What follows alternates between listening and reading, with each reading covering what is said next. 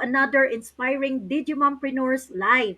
Tonight, this morning, this afternoon, we will be talking about something many hardworking people can relate: working hard, showing up every day, yet feeling like there should be more opportunities available for our families and our future.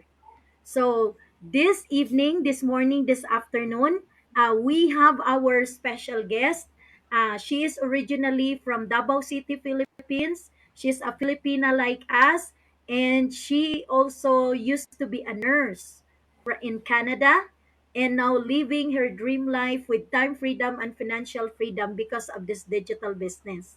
So ang aming guest this afternoon, this morning, this evening is no other than Coach Lisel Apollo, na ngayon ay masayang nagbabakasyon sa Davao City, Philippines. Welcome, Coach Lisel, sa aming Digimompreneurs Live. Ginagawa namin to every week, once a week na mag interview kami ng different coaches all over the world. Thank you so much for accepting our invitation to be our special guest today, this morning, this afternoon, and this evening. So welcome. So magpapakilala lang kami. Ako nga pala si Mary Chris, isa akong fourth grade teacher going to first grade teacher this coming August, next school year, at this coming school year. At meron akong tatlong anak na nag-aaral ng college dito sa New Mexico. I'm originally from Leyte, Philippines, at dito na naninirahan sa New Mexico, USA. My family is my greatest why I joined the digital business. So ngayon, unti-unti na rin akong nag-ano sa iba't ibang nanay na kagaya ko, working parents, working moms that are also looking for a better opportunity in the online space. So that's from me. Sis Del, please introduce yourself. Yes, hello everybody. Hello Coach Lisel. Hello guys. Yes, my name is Del. I'm originally from Cebu City and now I'm here in Tennessee, USA, and I am also a mom. I work in the healthcare. I'm a wife as well, and right now as I'm also a grandma. And I work in the healthcare. I'm a farmer and a baker, and I joined this business because I want to have some extra income or additional income so that makatulong naman sa pamilya natin dito at saka pamilya natin sa Pilipinas, di ba po? And of course, another one, I want to retire early because kapoy na. Kapoy na kayo. Trabaho for long hours, 16 to 24 hours a day. My goodness, walang di off. Talaga, ako. Ako yan. Okay, sis, salamat po. Thank you so much, Sis Del and Sis Vanessa. Please introduce yourself. Hello, Coach Giselle. Good morning sa iyo dyan. Good evening wherever you are, guys. Ako po si Vanessa. Namit din na po ako, Coach. So, kayo po yung nag sa akin, one-on-one coaching. So, I'm so happy and grateful for that, Coach. And ako po taga Washington, if you remember me. And mom of three. And working as a barista. And yeah, I'm so happy and grateful na nag-join ako dito sa business na to, Coach. Thank you. Back to you, Sis Marie Grace. Yes, thank you so much, Sis Vanessa. And Sis Sally, please introduce yourself. Good morning ata sa'yo, Coach. Good evening dito sa amin. Good evening sa lahat ng manonood. Sa inyo, ladies, good evening. Another live with Coach Lizelle today, and I hope I will gain a lot of tricks from Coach Lizelle, why he one of the most successful business owner in our community. Anyways, my name is Sally, currently living in Alberta, Canada. I'm still having my full-time job, Coach, 9 to 5 as a guest service rep, and also a mom of two. They're all young adults, and they're having their own jobs. A wife of a half-retired husband, and planning to retire as well. That's why I joined this business, and I came from Bacolod City, Philippines. Thank you.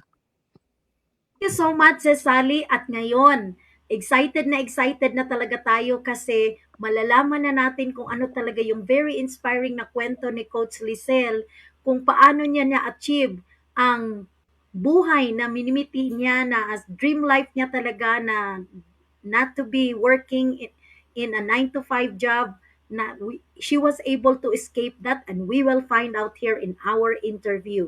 So, hindi na tayo magpaligoy-ligoy pa. Pumunta na tayo sa ating first question.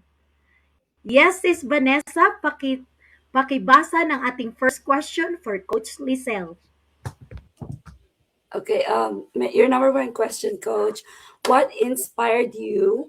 What inspired your journey from being a nurse in Canada to starting a digital business in 2018?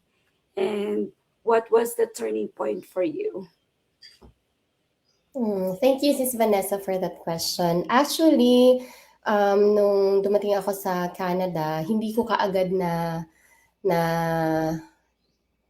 hindi ko kaagad tawag dito, kasi hindi mo kasi kaagad ma matrabaho or hindi mo kaagad ma-pursue yung profession mo sa Pilipinas sa Canada. So you have to undergo many process pa, yung i-assess nila yung credentials mo, and you have to undergo exam pa. And I took that exam also and I passed the exam.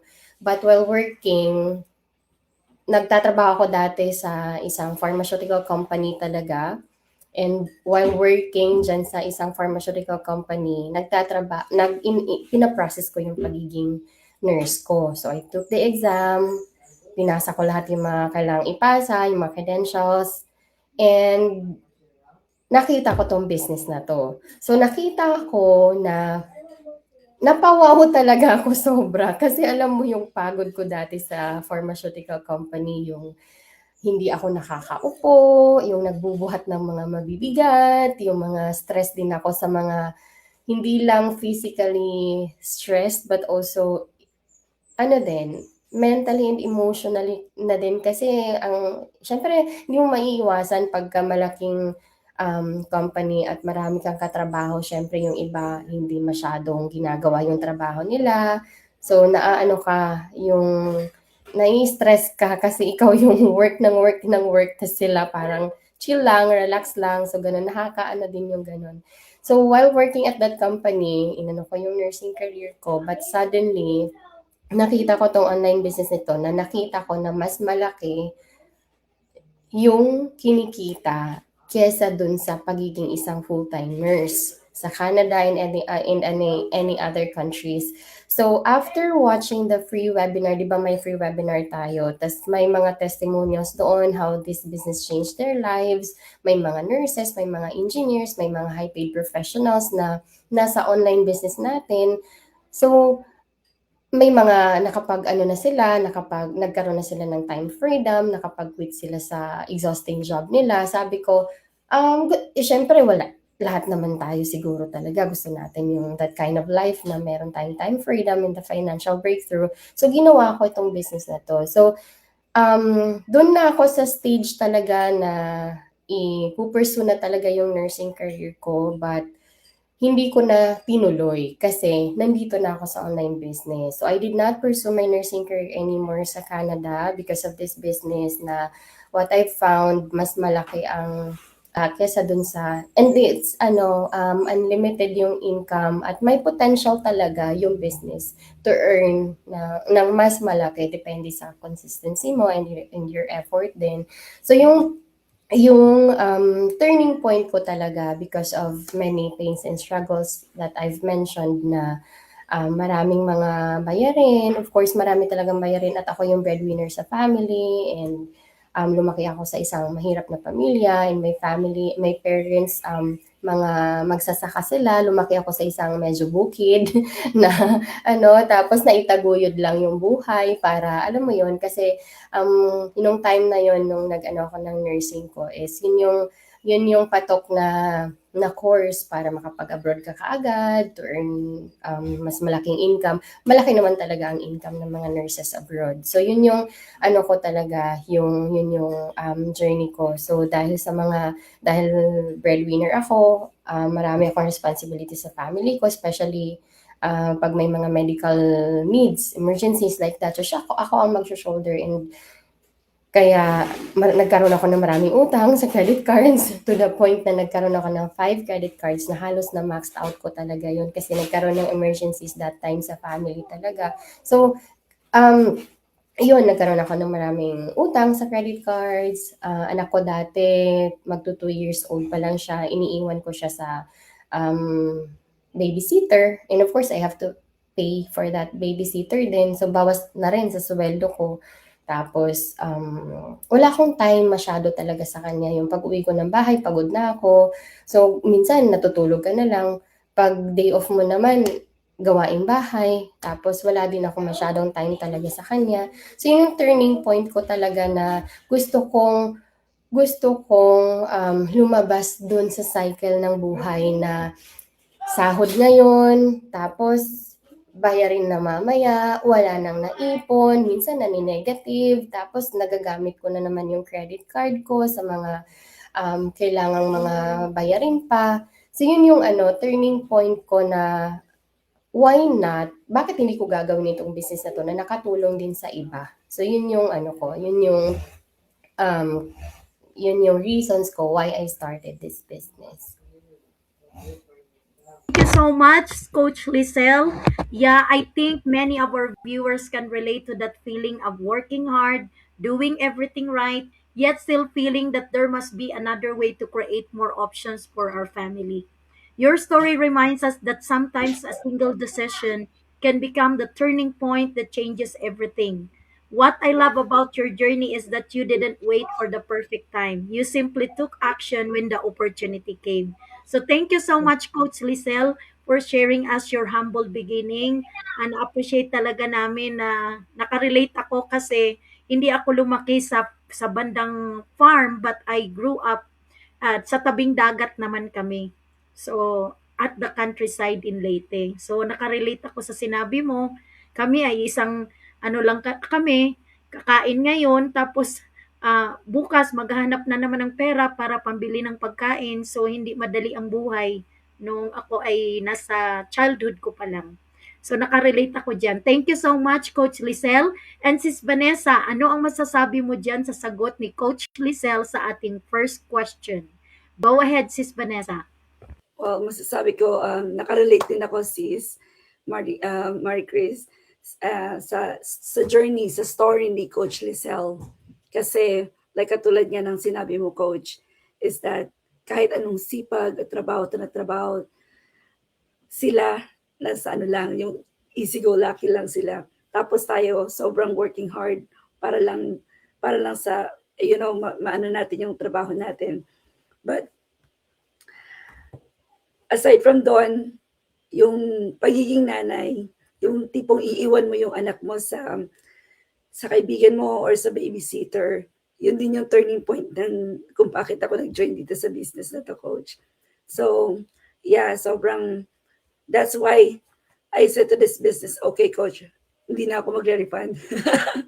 So, that's why I go for it kasi nakita ko ako yung sorry, ako yung stalker ni Coach Lizelle sa live niya. Kasi nakikita ko dun sa live niya before, it's just giving away the money. I mean, kung sino makaka-guess nito. So, I'm one of them na stalker. Ano pa itong ginagawa ni Coach Lizelle? Bakit lagi namimigay ng pera? At bakit lagi nagbubukas ng checks? So, yeah, I said, okay, I have to go on this one because we have the same, nakarelate ako sa story niya. So, thank you, Coach. Na-inspired po talaga ako sa story ninyo.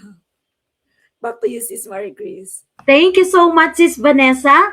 At magpatuloy na tayo. Punta na tayo sa ating second question. Sis Del, pakibasa naman ang ating ikalawang tanong for Coach Lizelle. Yes, thank you, sis. Yeah, Coach Lizelle, this is your question number 2. After living in Canada, what made you decide to move back to the Philippines, and how did that transition impact your life and mindset? Everything is here. Okay, thank you for that question. Actually, when I started this business in 2018 din ako nakapag-quit ng full-time job ko. So, nasa bahay na lang ako. And then, syempre, when you have that time freedom, nakapag-quit na ng trabaho, so nagta-travel na lang ako back and forth in Canada, and here in the Philippines. So, wala pa talaga akong decision talaga na mag-stay for good na talaga dito that time. So, syempre travel and then yung ginagawa ko dito is of course as a child of God, ang isa sa mga responsibilities natin is I love to share the gospel talaga. Nagbabahay-bahay ako sa mga less fortunate, yung mga taong hindi ko kakilala na walang kakayahan na mag-give back sa akin in return. So, nagpapa-connect ako sa mga kakilala kong mga pastors na baka may family diyan na um, puwedeng ma-sharean ko ng salita ng Diyos, tapos magdadala ako ng konting groceries, tapos bibili na ako ng Bible. So nagta-travel-travel ako dito, bahay-bahay to share the gospel, ganyan. So yun yung ano ko talaga, yun yung ano ko 'pag dumadating ako dito sa Pilipinas, and hanggang sa nakabuo kami ng church dito sa Pilipinas. So we started a church here just last year. Tapos ginather yung mga taong tumanggap na kay Lord. Tapos masaya, very very ano siya, challenging of course. Tapos masaya basta kung ano kasi ang nasa puso mo, yun yung talagang gagawin mo, at yun yung magpapasaya sa'yo. Kasi yung gusto ko din talaga ma-fulfill ko yung inutos sa'tin ni Lord na share the gospel talaga sa mga tao. So we started a church here just last year. Tapos hanggang sa nag-decide na ako na I will stay here for good. But I have to go back pa din talaga sa Canada because of many things. May mga ano pa ako doon.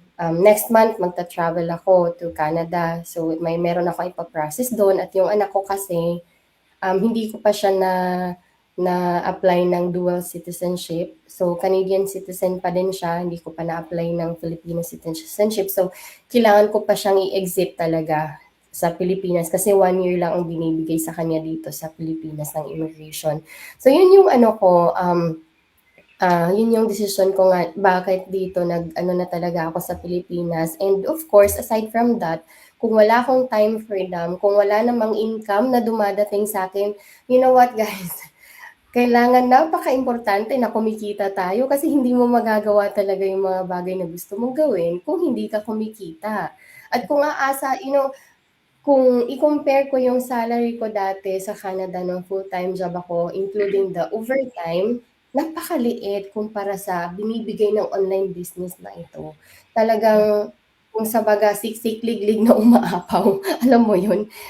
So, with a purpose talaga yon yung mga kinikita ko naman talaga dito, and nag-visualize na ako ng magkakaroon kami ng church namin ngayon na maliit, magkakaroon kami ng malaking church, maraming members, and sa likod niyan magkakaroon ng ibang alam mo yung gano'n, kasi ang dami ko nang ini-imagine na magagandang bahay para paglingkuran si Lord talaga habang ako'y nabubuhay dito sa mundo.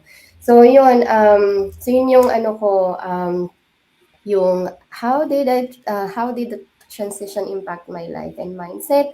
So, yun no, yung decision ko, nasabi ko na, what made you decide to move back to the Philippines? So, at first, hindi naman talaga ako nag-decide na magstay here for good kasi bahay-bahay lang muna ako to share the gospel hanggang sa marami-rami naman ng mga tao na tumanggap talaga. So, ginather na namin yun, and we started a church na.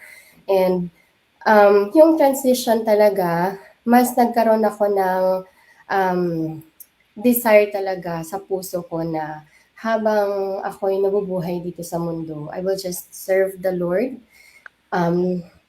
the people, the community, my family, and I will just live my life talaga according to the purpose and will of the Lord lang talaga. Mas nagkaroon ako ng mas malawak na, alam mo yon, yung malawak na ito pala yung purpose talaga ng buhay.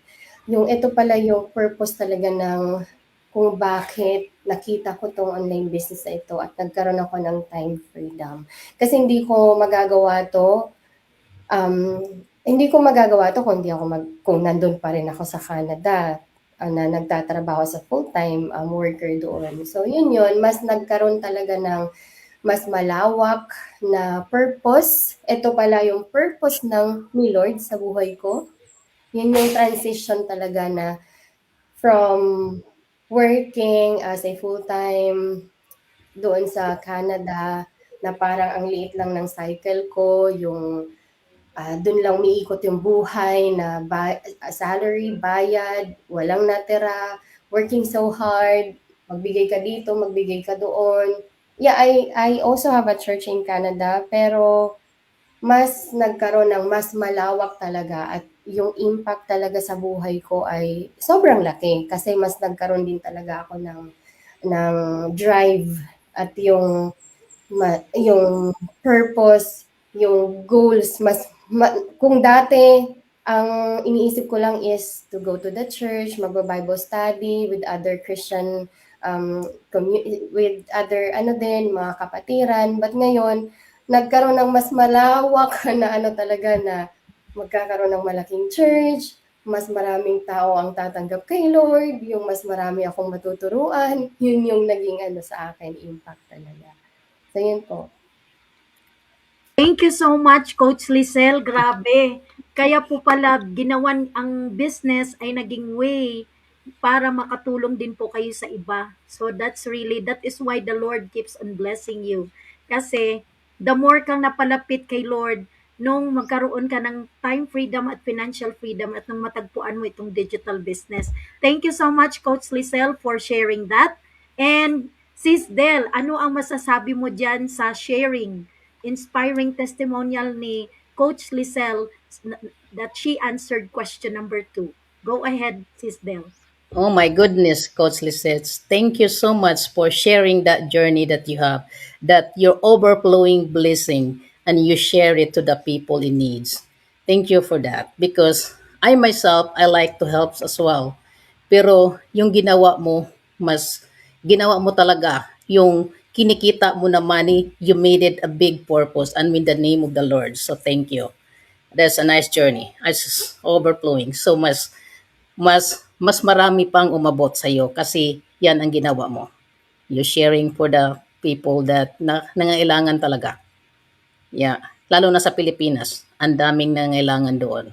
And it's not just about, yung food nila, kailangan din nila yung the name of the Lord. Kailangan din nila yung na maririnig nila na may pag-asa sila, di ba? So salamat. Thank you for doing that. Thank you so much, Sis Del. At punta na tayo sa ating third question. Sis Sally, pakibasa naman ang ating third question. Ang ganda pakinggan talaga. Purpose ng Panginoon. You are one of the, ikaw yung ginawa niyang paraan to spread His good words. Coach, as a mom of one, how did you balance motherhood, nursing career, and building your business at the same time? Lalo na ngayon, nasa church ka rin. How would you manage everything?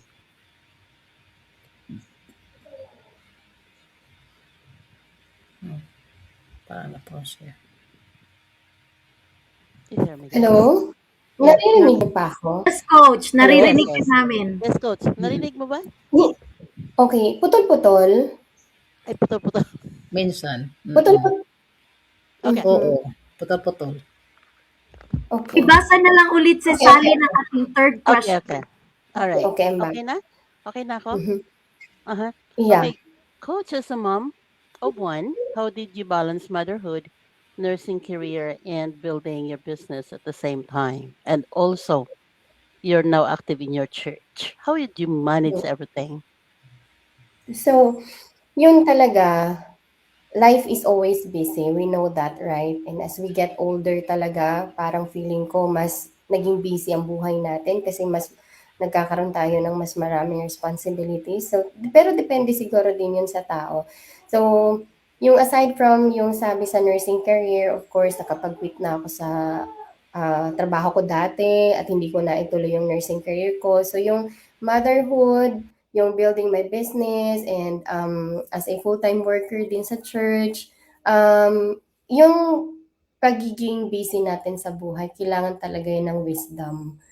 Wisdom na magkaroon tayo ng tamang time management talaga. Kasi kung hindi, marami mga bagay na hindi natin magagawa talaga. na importanteng bagay na hindi natin magagawa kapag wala tayong time management. So yung motherhood, building my business and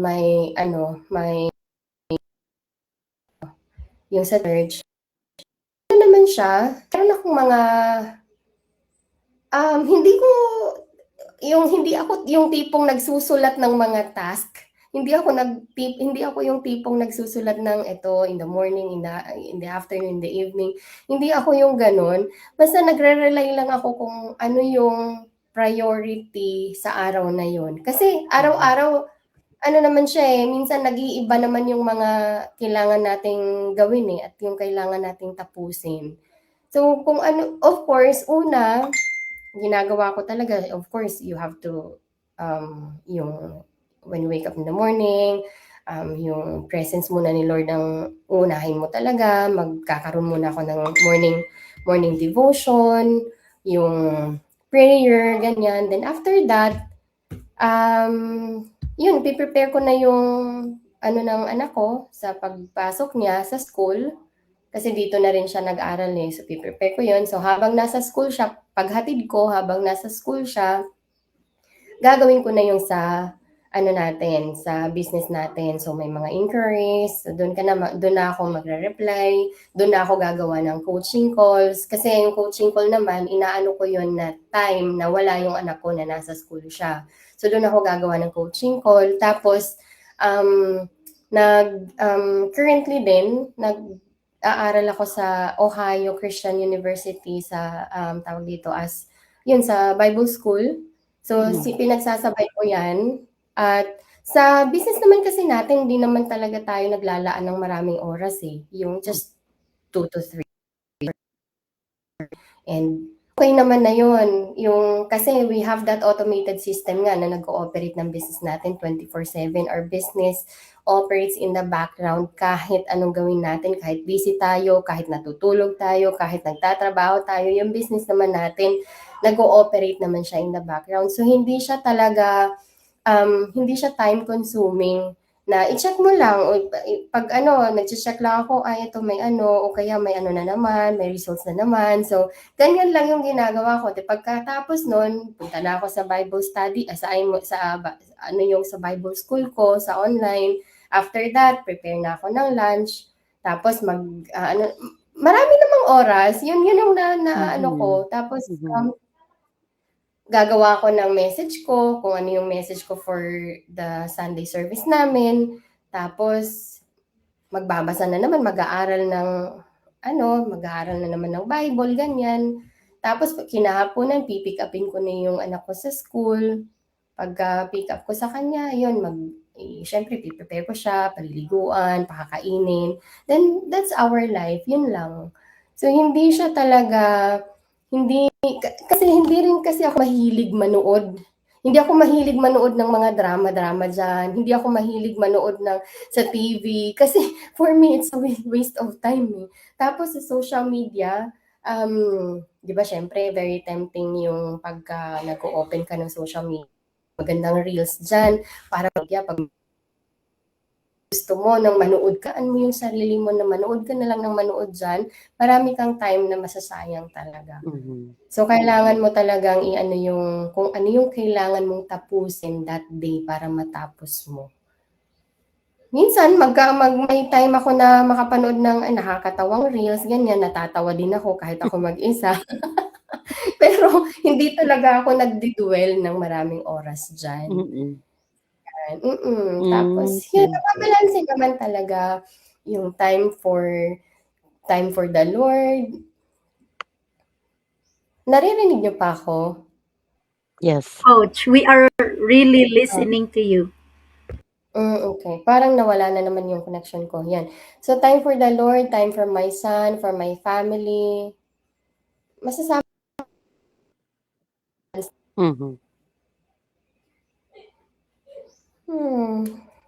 Thank you. Thank you so much, Coach Lizelle. At ano naman ang masasabi mo dyan, si Sally, sa sagot ni Coach Lizelle for our question number 3? So, as business owner, there is no excuse talaga, right? If Coach Lizelle can manage multiple tasks in a day, So wala tayong excuse na hindi natin pwede gawin din itong business. Kahit pwede natin itong gawin alongside with your regular job actually. Time, pockets of your time. Kailangan mo lang talaga mag-focus, disiplina sa sarili. Tama yon kasi minsan yung mga Reels TVs, nakaka-distract yun sa focus natin for the day. Ako rin, hindi ako marunong yung susulat-sulat ako, no. I let the day go by as long as I trust Him with the day, that day that I woke up. Thank you, Coach, for that. Thank you. Thank you so much, Sis Sally and Coach Lisel. Punta na tayo ngayon sa ating fourth question. Sis Vanessa, pakibasa naman ang ating question number 4. Okay, Coach, question number 4. You've been in the business since 2018. What kept you going during the challenging season when results are not immediate? Coach? Okay. So, malinaw ako ulit, no? Nawawala yung connection ko. So, malinaw po? Yes, Coach. Oh, yes, po. Okay. So, yun. What kept you going during the challenging seasons when results were not immediate? Kasi for me, sa akin kasi, before I joined this business, I prayed for it. So I asked the Lord na, Lord, if this business is for me, please allow me to join this business. So He allowed me. That gave me courage, confidence to start this business talaga. And ang nang-work lang talaga sa akin is faith. Kung wala pang results kaagad, just keep going lang talaga. Keep going, and sabi nga, kasi sa akin, whatever you ask for in prayer, believe that you have received it and it will be yours. Faith ang nag-work talaga sa akin na in every season, there is always a perfect time. Sabi nga ni Lord sa Isaiah 60:22, sabi niya, I will make it happen in perfect, sa tamang panahon, I will make it happen. So you just have to wait, do of course, your part in the business, kasi faith without works, kung hindi mo rin naman tatrabahuin, paano ka magkakaroon ng results? So wala rin. So kahit ano yung faith mo dyan na hindi ka naman gumagalaw, of course, kasama yan na may pananampalataya ka, may pagtitiwala ka sa Panginoon, but you have to work, of course. So yun, but you have to wait talaga for the perfect time. Ang sa akin kasi, I don't know, very positive yung ano ko sa buhay na there is always a perfect time and there is always a perfect season na kung kailan ibigay ni Lord, ibibigay naman niya yan. Made-develop din sa'yo yung patience mo. How are you going to wait na wala pang results? But you just keep going talaga. Kaya nga dito sa business, yung mga, sabi nga, the number one reason, isa lang talaga ang dahilan kung bakit hindi nagsasucceed yung ibang mga tao sa business. Kasi hindi sila nag-move forward. So you have to be ano talaga, ipagpapatuloy mo talaga yung business. So yun, yung mga, isa din sa mga dahilan kung bakit din talaga ako tinutuloy ko talaga tong business na to. Kasi, sa nangyari sa atin, marami tayong mga kasamaan sa business, din talaga sila, ang dami-dami nilang mga results na rin. At yung iba talaga makikita mo sa kanila na naghihintay sila kahit hindi agad-agad. Actually naman, I thank God, hindi naman ako naghintay ng matagal. Kasi 3 days after I posted my business on social media, on Facebook, 3 days after I got results right away. So that's why hindi ako masyadong dun sa what kept you going during the challenging seasons when results were not immediate. Actually, 3 days after talaga, nagkaroon ako agad ng results. So action takers, after that, action takers, tuloy-tuloy siya hanggang ngayon. So yun. But, of course, during that period of time na sinabi ko, may mga time din talaga na medyo nag-slow yung business. So yun yung inaano ko na there's always a perfect time naman na binigay nga ni Lord ng mabilis nung una. Dito pa kaya sa sa tawag dito, kahit sa slow slow moment na 'to. So, ibibigay din naman niya talaga. Thank you so much, Coach Lisel. Yes, tama talaga dyan na you have the faith. Yung faith po talaga that will really move mountains, and yung faith na yan ang mag-aano sa iyo para maging persistent, na magpatuloy, na just to do what you need to do. And at kasi alam kasi ni Lord na you have a very good purpose na tumulong sa iba. Kaya siguro talagang inano talaga ni Lord na tuloy-tuloy, at saka kasi alam niya na you are doing this not only for your family, not only for yourself, but also for other people that needs to hear the word of the Lord, at saka na matulungan din. So thank you so much, Coach Lisel. That is really very amazing na you have that faith in the Lord. And yes, Sis Vanessa, what can you say about Coach Lisel's answer? Unmute yourself, Sis Vanessa.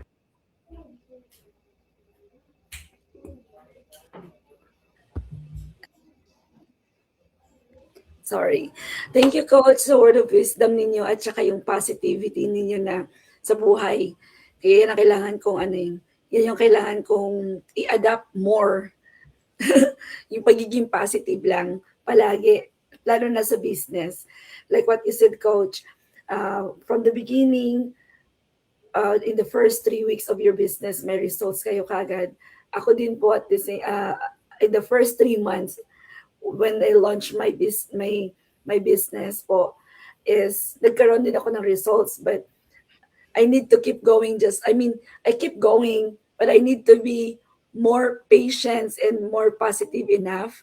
Kasi katulad niyo po, sobrang positive niyo. Minsan, may mga doubts, di ba? Nandiyan na yung results sa harapan ninyo, pero nagda-doubt ka pa rin. So, kay siguro, this time for me, I have to remove all my doubts. Just go straight and have faith in God. Kasi nandun naman talaga yung faith. Pero minsan may mga bumabagabag talaga sa isip mo. Alam mo yan, pag merong mga hindi maganda na na na yung iniisip mo, hindi maganda, dapat you have to just have faith in God. So, thank you, Coach, sa pagiging positive at sa lahat ng tinuro niyo sa amin. Ang daming nuggets po. Salamat po. Thank you so much, Sis Vanessa. At ngayon, magpatuloy tayo sa ating fifth question. So, Sis Del, kindly read our question number 5. Okay, thank you, sis. So, Coach Lisette, this is your question number 5. So, what advice would you give to nurses, OFW, or working parents who feel stuck but are secretly dreaming of a different kind of life? Mhm. So, ang advice ko talaga sa kanila, like tayo, alam naman natin talaga yung buhay natin dito I mean, nung nagtatrabaho ako as full-time, mahirap talaga siya. And most of us, na hindi talaga siya enough sa mga pangailangan natin, yung mga iba pang mga gastusin natin, hindi talaga enough yung sinasahod natin. Depende sa dami ng responsibility. Siguro yung mga mayaman na nagtatrabaho at mayaman yung pamilya nila, siguro chill-chill lang. Pero may marami din na nag-aan pa din nag-start pa din ng business. So, ang advice ko talaga sa kanila is mag-ano muna, i-try nila itong business na ito. And alam ko yung isang dahilan kung bakit hindi. Maraming interested but maraming mga takot kasi marami naman talagang scam na naglalabasan sa internet na online business na very hype mag-promote. But yun yung nila, kaya nga nag-go live tayo just to show ourselves na we are legit, na totoo tayong tao, na hindi naman natin ipapakita yung mga pagmumukha natin dito kung nangi-scam tayo ng mga tao, di ba? So, ang advice natin sa kanila is nakita na nila who we are, nakita na nila yung mga testimonials natin. It's just up to them kung kailan sila mag-i-start. Ang desisyon, yun yung magdadala talaga sa atin kung ano yung desisyon, kung magdesisyon ka na, hindi ko itatry yan. So, yun, kaya nga ang sabi, ang desisyon daw natin sa buhay, pwedeng magdadala yun ng victory or magdadala yun ng defeat sa buhay natin. Kaya kung dito sa business natin at sinabi na natin lahat kung ano yung posibleng mangyari, kasi ang income is potential, is very, ano naman talaga, may malaking potential naman talaga. So, pwede kasing ito ang makatulong din talaga sa kanila. Kaya i-try nila, wala namang mawawala, manood lang sila ng webinar. It's free to watch the webinar, and then after watching the webinar, kung gusto nilang mag-research pa about this business, reach out to that person kung saan sila nag-register to watch the free webinar, mag-ask ng questions, at yun, kung hindi naman, kung after that, after nilang mag-research about it, kung hindi pa rin talaga sila kung if they decide na hindi sila mag-uumpisa ng business na to, okay lang, at least sinubukan nila. What is 90 minutes? If this 90 minutes can change their life, if this 90 minutes free webinar can give them time freedom and financial breakthrough, it's very worth it. Kasi wag lang din tayong, kasi naging mindset na kasi ng tao na, ayoko niyan, online business na yan. Ay, ayoko niyan, ano na naman yan. Ay, ayoko niyan, ano na naman yan. But sa sarili nila, struggling sila financially. Wala silang time freedom. What if bigyan nyo kaya ng time, 90 minutes lang, para makita ninyo kung anong klaseng business na meron kami. Kasi this business is the number one, the biggest online business in the world. And we are almost 300, how many members na sa business natin? Almost Over 300,000. 280,000, Coach. Yeah, 80. 283,000 members worldwide. Kaya po Wow. tanggalin po natin yung nasa isip natin na, ano na naman yan? Ano yan? Scam yan? O ano yan? Naku, hindi nyo po alam kung ano po ang pwedeng maibigay ng business na ito sa buhay ninyo. But of course, pray for it, and then you decide if this business is for you after you watch the free webinar. It's free, nothing to lose po. Yun po ang i-advise ko sa inyo. And you don't need to quit your full-time job, kasi marami kami mga kasamahan na very successful in the business, and yet nasa full-time job pa rin sila nagtatrabaho. Kasi mahal nila yung trabaho nila. Kasi kahit naman nagtatrabaho kayo at pag na-set up na yung business, yung system sa business, your business will run 24/7 naman in the background. So you don't have to quit your full-time job. So yun lang po. Thank you so much, Coach Lisel. At yes, Sis Del, ano naman ang masasabi mo sa sagot ni Coach Lisel for our fifth question? Yes, thank you, Coach, for sharing your input on that, and thank you for you are the living proof that this business work. You are the living proof that this business is really work and it really make a massive income, which is you already experienced that. So we are here also that right now we are still learning, but at least we are earning in the side as well. So thank you. Yun lang, sis. Thank you so much, Sis Del. At ngayon, punta na tayo sa ating last question. Sis Sally, pakibasa naman ang ating question number 6. Yes. Looking back, Coach, on your journey, what has been the biggest transformation in your life personally, financially, or emotionally since you started your business in 2018? Personally, dati sobrang mahiyain ako sa social media. Yung Oh. social media ko dati, very private yan. Naka-turn on pa yung mga search engine, hindi ako na-add sa Facebook. Yung tipong, alam mo yung message lang ang makikita sa profile. Tapos ibang picture ang nasa profile picture ko, hindi ako na-a-add ng mga kung sino-sino.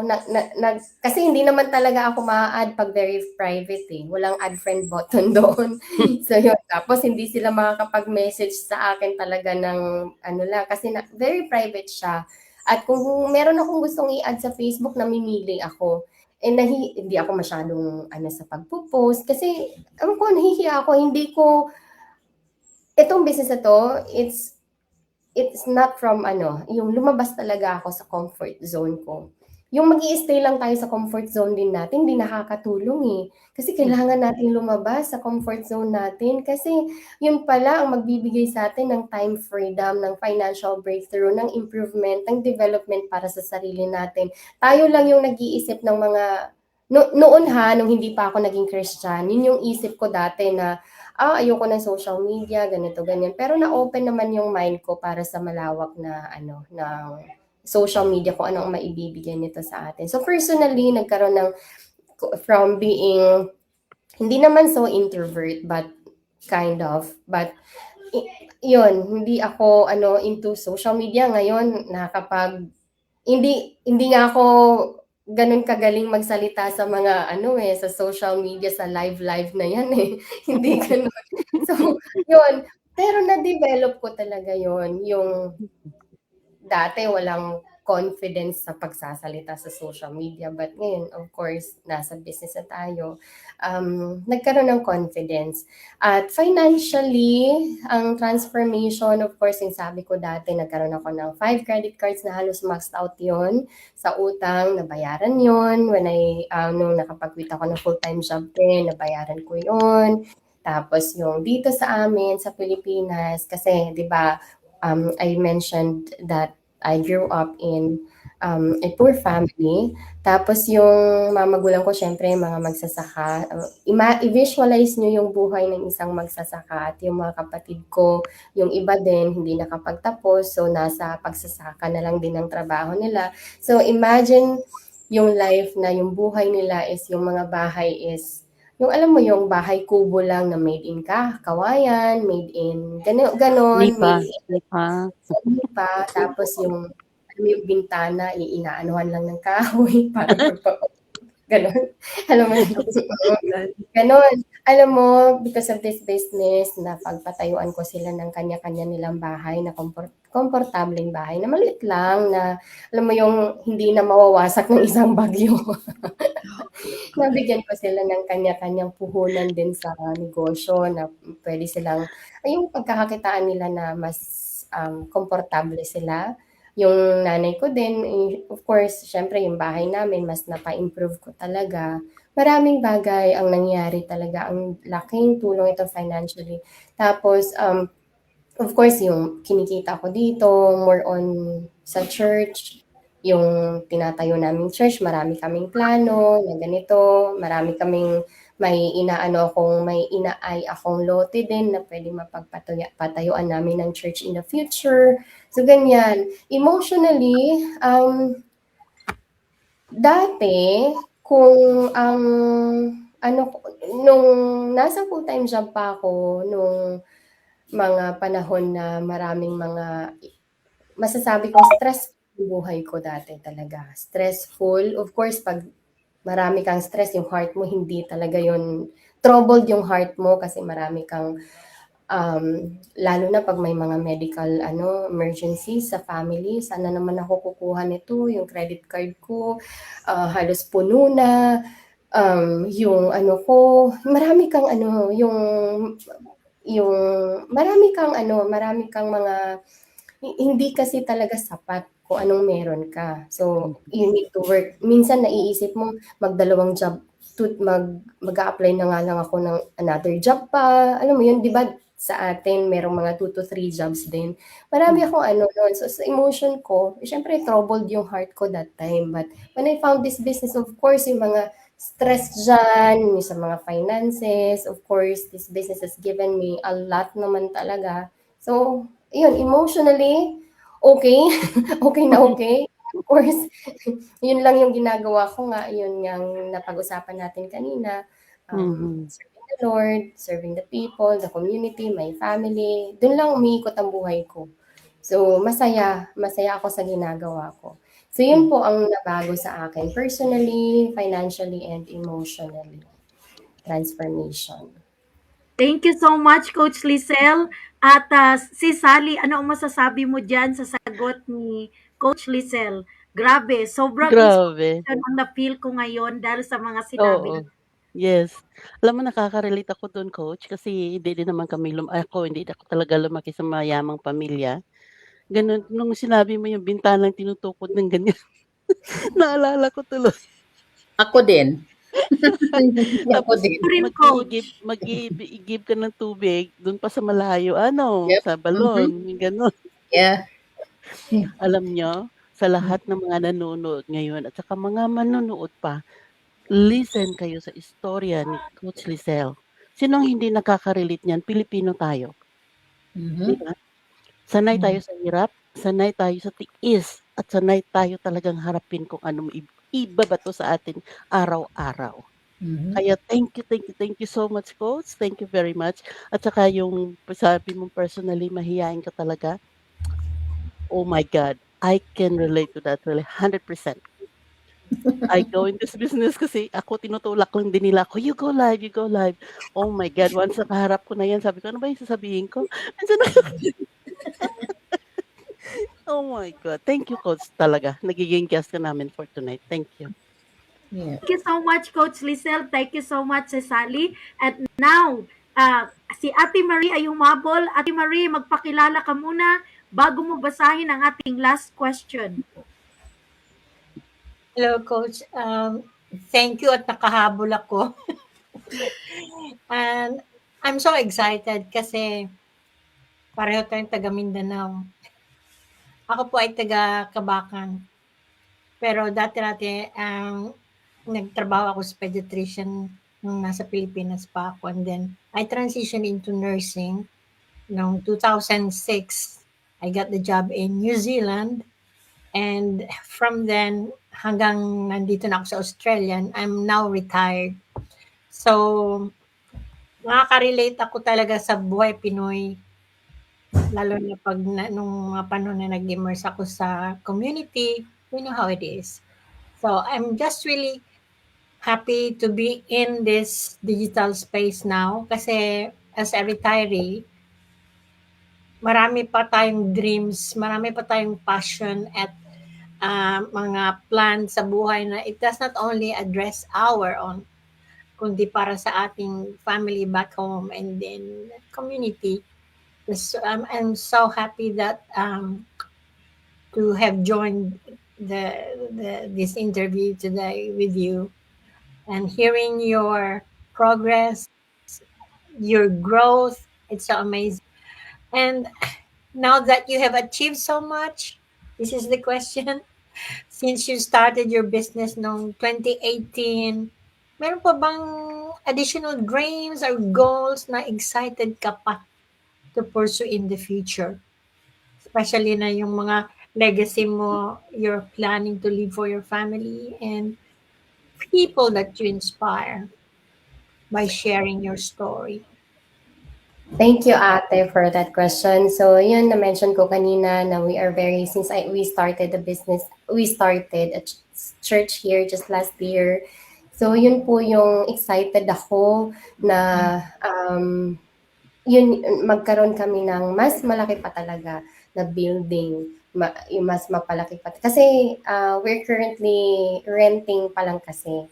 So, nag-aano kami na makabili ng malaking lote, mapagtatayuan ng malaking church. Yun po, yun yung ano ko, yun yung excitement ko ngayon in the future. Yun yung dreams ko talaga.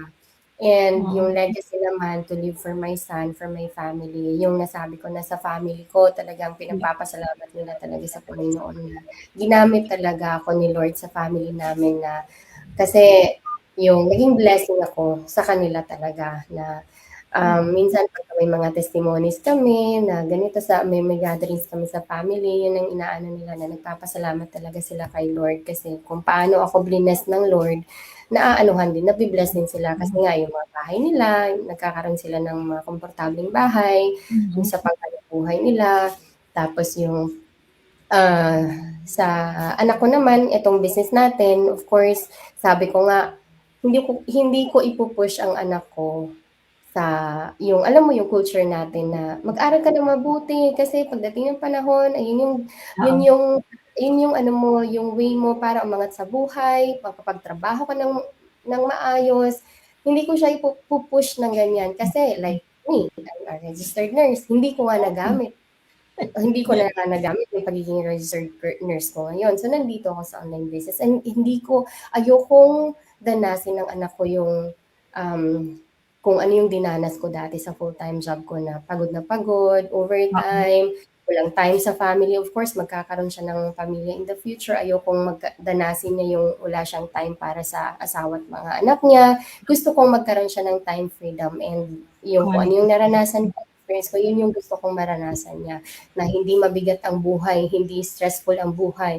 Just keep going, serving the Lord, yung family mo in the future at kung ano yung ito din yung maganda din talaga sa business natin na ipapasa natin sa mga anak natin. So siya lang din kasi ang magmamana ng business ko na to. So when we reach that mga big and huge na talaga ng mga Oo, lifetime, you know what oo. I mean? Siya Yeah. lang din kasi talaga yung magmamana niyan. At kaya hindi ko siya pinupush na mag-aral ka ng mabuti. Basta okay kung passing, basta ang ano ko lang sa buhay niya is, okay, mag-aral ka, kung gusto mo makapagtapos, okay din naman yung makapagtapos, pero may Mm. business na rin na siyang mamanahin. Siya lang din naman Yeah. ang magmamana. At kung anong gusto niyang gawing business in the future, sabi nga niya, gusto daw niyang maging chef at magkaroon ng sariling restaurant. Okay, Oh, yeah. go with that. Meron namang susupport ko lang yung niya, basta lalaki siya na nagsiserve din talaga kay Lord. Kung paano ko mag-serve kay Lord, magsiserve din siya kay Lord. Na hindi kailangan yung cycle ng buhay dati na cycle natin na puyat, pagod, overtime, 2 to 3 jobs, bayad dito, bayad doon, wala nang Mhm. natira, stressful ang buhay, ayokong maranasan yun. So yun yung maiiwan ko talaga sa kanya.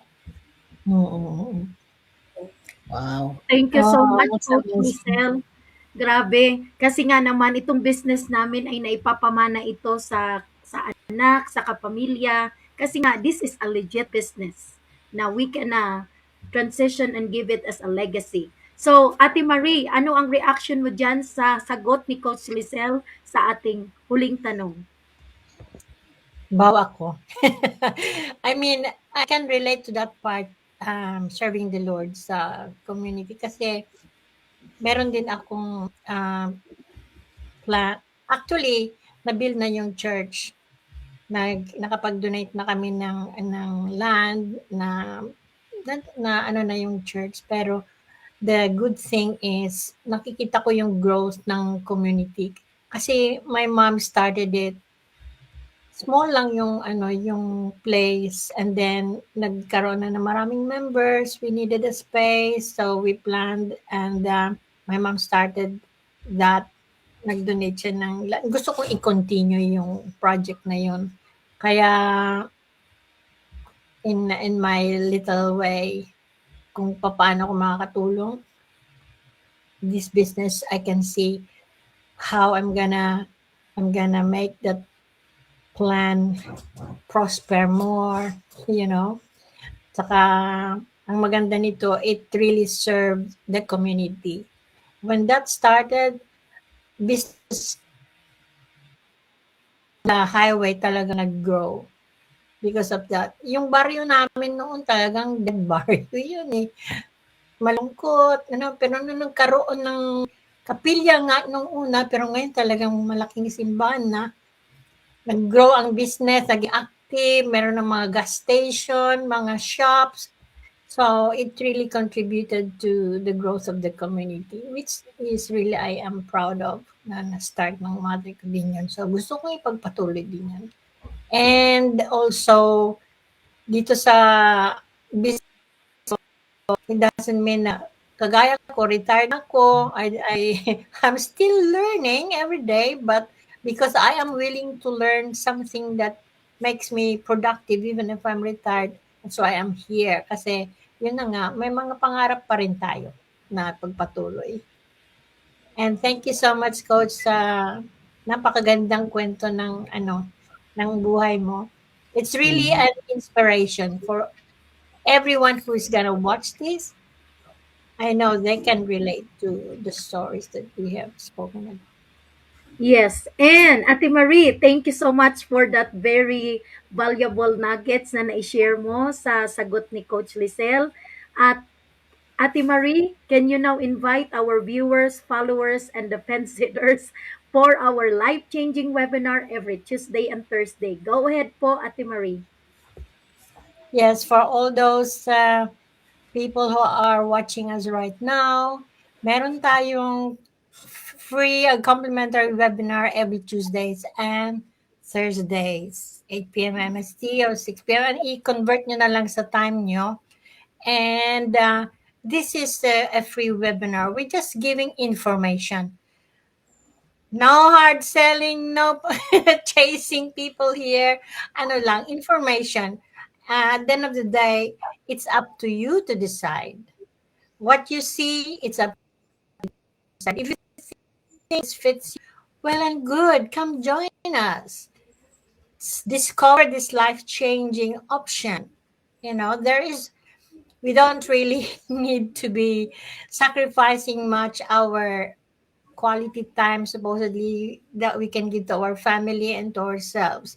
May paraan po. Ngayon, may paraan na. Smarter way of earning. You don't have to quit your job. Ito lang pwede mong gawing side hustle or additional income. But who knows, your plan B will be plan A in the later progress or growth of your business. So give yourself a chance. Have a look. Watch our free complimentary webinar. Back to you, Marie Chris. Thank you so much, Ate Marie. And Coach Lisel, thank you so much for sharing your heart, your wisdom, and your journey with us tonight, this morning, this afternoon. Your story is a proof that ordinary people can create extraordinary changes when they are willing to learn, grow, and stay committed to their dreams. I know our viewers have been inspired by your journey, and we're grateful that you took the time to share it with us. Thank you so much, Coach Lisel. And let us see each other, guys, in our next live interview with Coach Tanvir Alam next this week. Okay, thank you so much, guys. Bye, everyone. Thank Thank you. you. Thank you, Professor.